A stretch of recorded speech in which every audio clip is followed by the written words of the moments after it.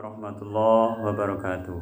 Hamdan wa syukranillah, wassalatu wassalamu ala rasulillah wa ala alihi wa sahbihi wa mawala.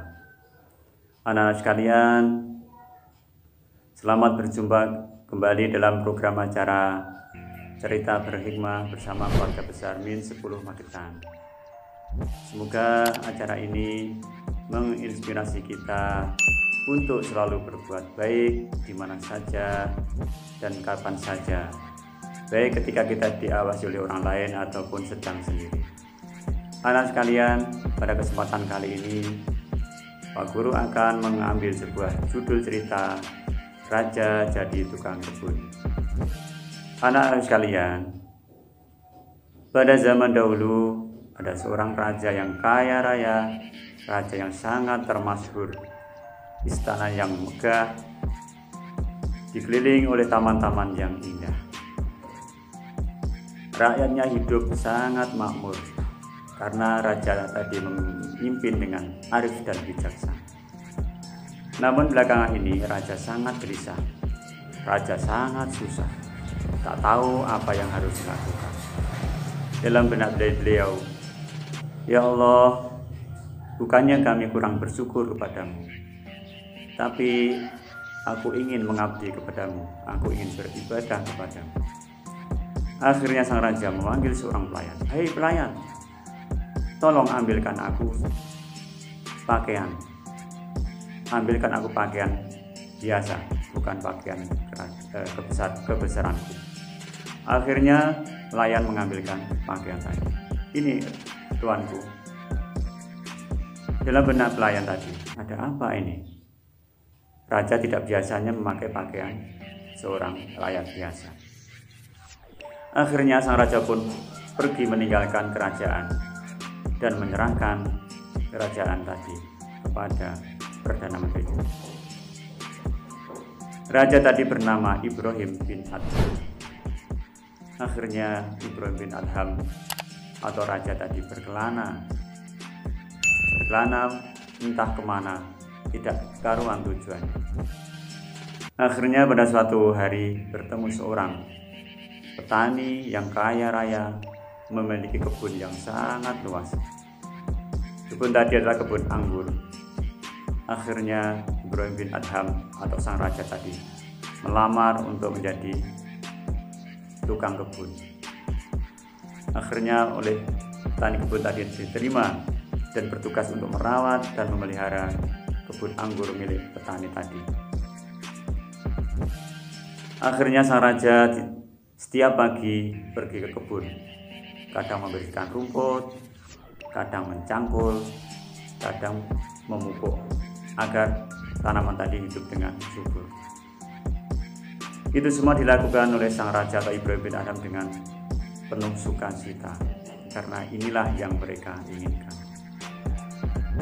Pada suatu hari ada anggur yang jatuh tepat di pangkuan Ibrahim bin Adham atau sang raja tadi. Buah tadi sangat ranum, buah tadi sangat masak. Ibrahim bin Adham pun segera mengambil buah tadi dan ingin memakannya.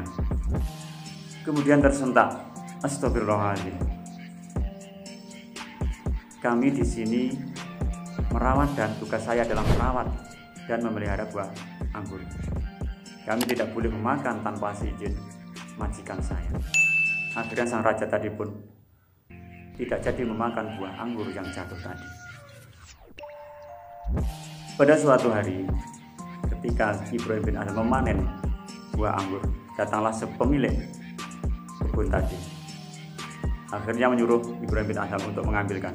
"Ibrahim, tolong ambilkan aku buah anggur yang sangat manis." Akhirnya Ibrahim bin Adham pun mengambilkan buah anggur tadi. "Ini tuan." Akhirnya dimakanlah buah anggur tadi oleh sang majikan tadi. Tapi apa yang terjadi anak sekalian? Buah anggur tadi rasanya kurang manis. Akhirnya Ibrahim bin Adham menyuruh, "Ibrahim, tolong ambilkan aku lagi buah yang sangat manis." Akhirnya Ibrahim bin Adham pun mengambilkan lagi. Tapi apa yang terjadi anak sekalian? Rasanya tetap masam, rasanya tetap tidak enak atau tidak manis. Akhirnya setengah marah, sang pemilik kebun tadi memanggil Ibrahim. Ibrahim, sudah berapa lama kamu bekerja di sini? Sudah 4 tahun, Tuan. Masa selama 4 tahun kamu belum tahu mana buah anggur yang manis? Maaf, Tuan. Selama saya bekerja di sini adalah tugas saya adalah merawat dan memelihara kebun Tuan.